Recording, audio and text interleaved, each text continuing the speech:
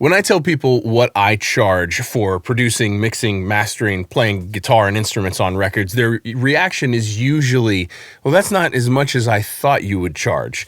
But what's really funny, the reaction that I find really entertaining is when I tell people what the session players here in Nashville charge. I have session players that are Country Music Hall of Fame members, played on 70 plus number ones for Taylor Swift and Keith Urban, and people are shocked by how little they charge. How in the world is this possible? Let's talk about it.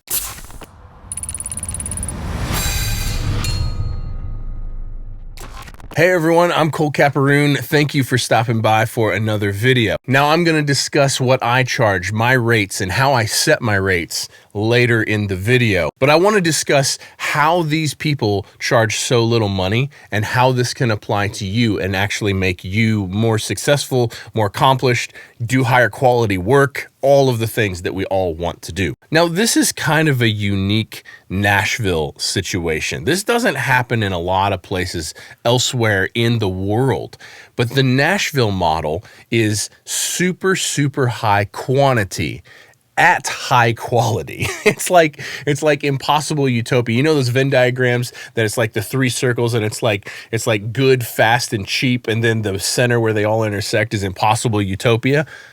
That's Nashville. Impossible utopia is Nashville. So how do we actually get there? Well, first of all, the talent is off the charts, obviously. The top producers, the top mixers, the top players in the world live here. Not all of them, of course. They're incredibly talented people everywhere in the world. But like the concentration of insanely talented and competent people here in Nashville is just, it's kind of mind-blowing. So talent is part of it, but there's a whole bunch more that goes into it that even if you're like me and lacking a little bit in the talent department, how can we make up for that? There are two huge parts to this. And the first one is streamlining your setup.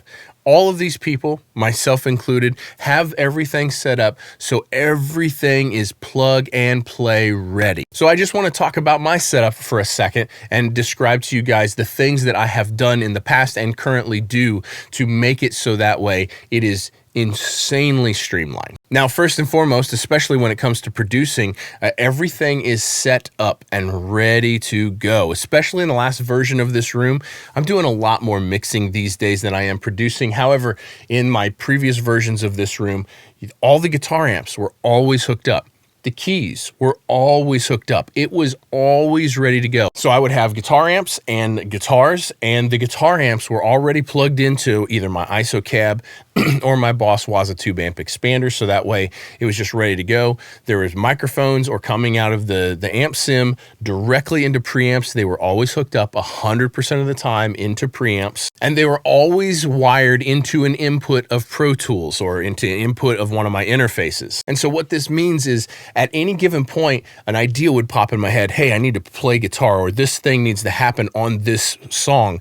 I would literally turn the amp on, grab the guitar, it was already plugged in, and just arm record the track in Pro Tools, and I'm off tracking the part that was in my head in 10 seconds flat. There's no like, oh, we gotta find a cable, oh, we gotta grab this pedal, oh, I gotta plug it into this preamp. Like, it was just go. Same thing if I'm playing bass, there was always a bass sitting here, and I always had a preamp that with a DI on it that was ready to go at all times. I would literally just grab the bass, plug the cable into the front of the 500 series preamp that had the DI on it, arm record in Pro Tools, and go. We're off running. Same with keyboards.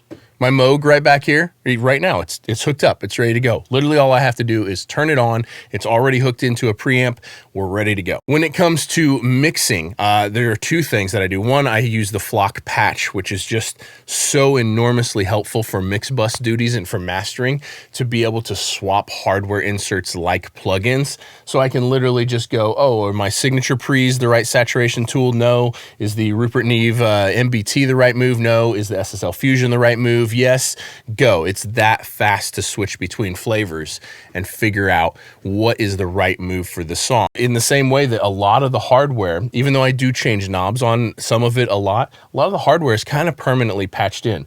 I use the Audioscape AS78 and the Audioscape 260 VU for my drum bus compressors, and it's almost always one of those two. So one of them is always wired up to hardware insert 15 and 16 in Pro Tools, and if I want to swap the other one, there's a patch bay right there. I literally and they're right next to each other on the patch bay. I take the 4 cables and I go thunk, thunk, and we're on to the next one. And so that is part of the secret to having extreme productivity. That's part of it, is having your system, your room set up in a way where there's zero downtime. For 2 reasons. One, because we need to get enough done in the year in order to actually pull this off. But in addition to that, downtime ruins creativity. If you have this great idea for this song, but you've got to stop and you've got to pull the keyboard out of the case and you've got to hook it up and, oh, where's my mic cable? Oh, there's one, and hook it up. Now, what input is this in my DAW? Is it 15? No. Is it 12? Yes. Okay. And then you're just completely out of the creative zone just by doing that. So it's partially about 0 wasted minutes in the day, but it's also partially about incredible creativity that never gets stopped, that never gets slowed down. You fall into this like flow state and you just make moves until the song is done. And that is another part of it, is the flow state of it. Gut reactions. Now, this is slower and harder in the beginning years for sure, but learn to trust your gut reactions. Like if you think the song needs something, just do it. Don't second guess it. Don't quiz it. Just go. Just do it. Rely on those gut instincts. And the same happens in mixing. When I'm mixing a song, I'm literally just listening to what's coming out the speakers. And what is the first thing that hits me that needs adjusted? Maybe it's the mid-range in the kick drum. Maybe it's the muddy low-end 80, 100 hertz of a guitar. Maybe it's the sibilance of a vocal. Maybe it's in that order. And so I'm just closing my eyes. What's the first thing that hits me that needs fixed? Go. Just gut reaction after gut reaction after gut reaction until my gut tells me there's no more things to add or change. Now, another part of this is working on multiple projects simultaneously. If you're fortunate enough to be busy enough to work on multiple projects, one of the skill sets that's really important to doing enough quantity to be able to keep your rate low is working on multiple songs at a time or multiple projects at a time, because it never fails that there's always like, oh, the singer isn't available to come in and track vocals for 2 days, or the band ran out of money and they need another week before they're ready to finish, or, oh, the song isn't quite ready yet. If you're just mixing, the producer doesn't have the song ready yet, so even though you were supposed to mix on Tuesday, it's going to be Friday before you get the tracks delivered to you. That is a constant theme throughout doing this for a career. So what is really, really important is learning how to leapfrog all of these projects. It is usually not the case that I get to sit down and work on one song or one project in its entirety till it's done, because if I do that, I'm going to have days or sometimes weeks of downtime sprinkled into that project because of whatever. I'm waiting for mix revision notes, or the drummer is unsure of how he feels about the song, and they're just kind of taking a minute to think on it, or scheduling problems or money problems. So what you should do in order to stay productive enough is learn to leapfrog at these projects. So I am waiting, I've got a song ready for vocals, but the singer's not available for 2 or 3 days. Well, then 2 or 3 days is more than enough time for me to get a whole nother song knocked out. So I'm gonna do that. Or maybe I send a mix off for revision notes, and maybe it only takes them 4 hours to come back with revision notes. That's enough time for me to mix a whole nother song. And so I think what is important is learning how to maximize the minutes in your day. Now, this doesn't mean that I'm telling you to work 12 hours, 18 hours a day, but learning how to maximize the minutes in your day where there is 0 wasted minutes. 0. And this is a skill set, just like learning how to mix or learning how to play an instrument. This is a skill set that gets refined over time. And in exactly how you would listen to a mix after it's done, you mixed a song, it gets released, 3 weeks later, you take a listen to it and you're like, oh, I could have done these couple things better. In the exact same way that you're learning how to play guitar, and like it's pretty obvious the deficiencies you have, whether it's the cleanness of how you play or the speed at which you can play or the creative side of it, how easy you can create the parts for the song, but you can identify these shortcomings. Do the same thing with the minutes in your day. When you get to the end of your day, just take 5 minutes and review your day. How could I have gotten more done? Where did I waste time? Where were the inefficiencies in my day? Was it just, oh, where's the mic cable for this microphone? Oh, I got to set this microphone up. You can see there's a microphone right here. It's ready to go. Now, that might not be the microphone that we use on a particular song, but there's one there and there's two more there. And these things are just, they're ready to go. So analyze your day. Could I not find a mic cable? Okay, how do I keep that from happening again? Let's get a couple hooks. Let's put a couple mic cables up so I can never be looking for a mic cable again. I got lost on the patch bay. I couldn't figure out how to patch this in because I didn't do a very good job labeling it. How do I make sure that never happens again? Well, let's spend a few minutes. Let's label the patch bay correctly. I'm spending a lot of time switching between instruments. My keys to my guitar, to my bass, to my vocals take more time to switch between them. Well, how do I fix this? Do you need a couple more preamps? Do you need a patch bay? Maybe you don't even have a patch bay, so you don't have to climb behind your racks and rehook stuff up every time you switch instruments. Analyze your day at the end of every day and figure out where the inefficiencies were. How do you get more done in the same amount of time, but without stressing yourself out? And when you do this over time, you start building up this skill set of efficiency. And this is how you drastically increase quantity without diminishing quality. Now, I'm going to talk about my rates and how I charge here in a minute, but there are links down below for every single piece of gear that you see in this shot and everything that I use, and just about all of those links go to Sweetwater. So anytime you guys need any piece of musical gear whatsoever, you can jump on any one of my videos, click on any one of the links in the description down below, and once you're on the site, you can purchase anything that you need that you were going to buy anyway. It costs you nothing extra. But when you use those links, it goes a long ways, a really, really long ways to help me keep making content like this and try to keep helping people in our community. That's one of the things that I love the most about this channel, is trying to help you guys get to a career, or at least help make you better. So thank you so much to Sweetwater for sponsoring this video, and thank you to you guys for using those links anytime you need to purchase absolutely anything. And I really appreciate you supporting the people. Let's talk about rates. Now, how much to charge is subjective. You might hear these rates and be like, oh, that is way cheaper than I thought it would be. And you might hear these rates and be like, that's a ton of money. I can't imagine someone charging that much. But I'm going to explain to you how much I charge, and then I want to explain to you how to set your rates. So first up, full production of a song. Currently, at the time of filming this, because these rates change not super often, but they change. So at the time of filming this, I charge between $1,800 and like $2,200 per song. Now that's to produce. That's all the session time for you to come in and track your instruments or sing or whatever.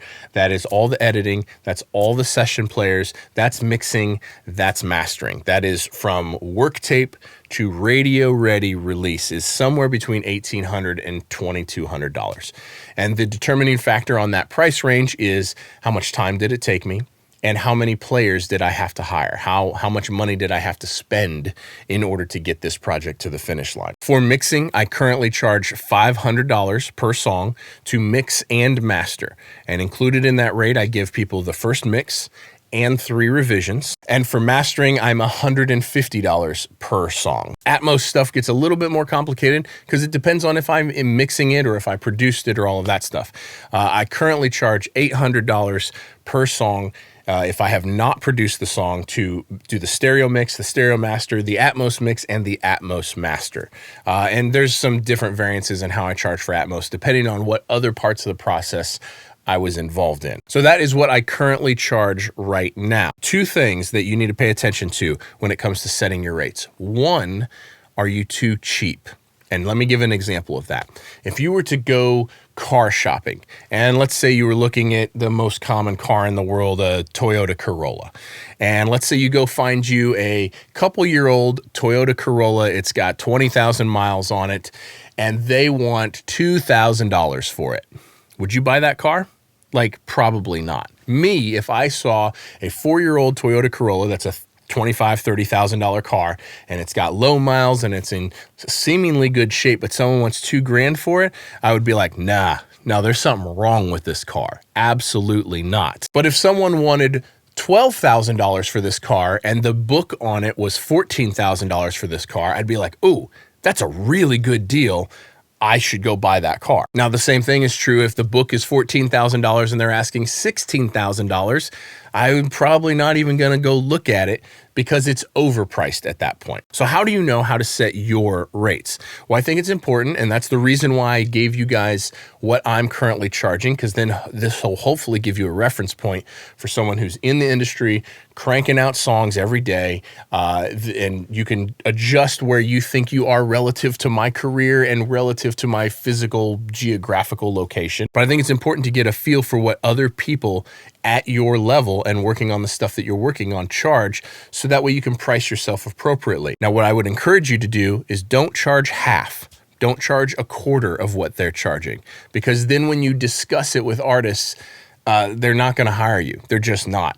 I think it's a better strategy to charge just a tiny bit less and then do some select projects for free if you really, really, really want the project. That way, when you get paid, you're getting paid like market value or just 10% under market value, and you still get to do the promo of like doing the projects that you want to do. Now, when it comes to raising your rates, because obviously I was not charging this much for a very, very long time. When I first moved to Nashville, I was charging $800 per song, all in production, session players, everything. And I was charging that mixing, mastering, everything. And if I was just mixing or mastering, I was charging $200 a song to mix and master, or $50 a song to master. That was my rate 10 years ago when I first moved here to town. So how did I get from that price point to where I am now? To me, it's all been about supply and demand. What I think a lot of people get wrong is a lot of people think that your talent determines your worth. How good you are determines what you can charge. And that is not the case whatsoever. It's not the case when you're in a band charging rates. It's not the case when you are a contractor doing construction. And it's not the case as a producer or a mixer making music. Talent does not determine your worth. Demand determines your worth. How many people are lining up to hire you and what they are willing to pay is what sets your rate. So I moved to town. I'm $800 a song, full production, mixing and mastering. And I did that because there was a whole bunch of people here in town, a whole bunch, who were like $1,000 a song to full produce. So I came in, I set my rate 10, 15% below. And then I did that until I got so busy that I could not possibly keep up. And then I raised my rate a little bit. Then it went from $800 a song to $1,000 a song. And then I was there until I got, what that does is that cuts down the quantity of people that are willing to pay that. So you get slightly less work, but you're making more money per song. And then I do that until I'm so busy that I can't possibly keep up. And then I'm $1,200 a song. And then I do that until I'm so busy that I can't keep up. And then I'm $1,500 per song. And this is how you walk your rates up over time, not because you're just trying to gouge the artist, but because you're getting better at what you do and you are in higher and higher demand. This is where some of this imposter syndrome can really come in, because it's so easy to be like, well, I'm not any better than I was 5 years ago. How can I justify charging double what I did 5 years ago? Because it's not about your talent. It's about the quantity of people that are lining up to hire you. And you do this over time, over a long time, and you eventually get to the point where like you can charge a really, really decent wage and make a comfortable living doing this. But it takes a lot of networking. It takes a lot of promo. Go have coffee with every single person you can have coffee with. Really dig into your social medias. Network with artists in your location that you'd like to work with. Make sure that they know who you are and make sure that they have heard your work, and try to be friends with them and be perfectly okay if not all of your friends hire you, but like be friends or at least acquaintances with absolutely everyone you can in your area. And a percentage of those people will hire you. You get to a big enough pool of followers, acquaintances, and friends, and then the small percentage of those people that will hire you then becomes enough to make a comfortable living. Whew, that was a lot. I hope you guys enjoyed this. Don't forget links in the description. If you made it this far and you haven't subscribed yet, I'd love it if you'd subscribe. Smack that bell icon next to the subscribe tab. I feel like if you've made it this far, I have earned that from you, and I would really appreciate it. And also drop me a comment. Let me know if this helped you. Let me know your thoughts. And I will see you guys in the next one. Peace.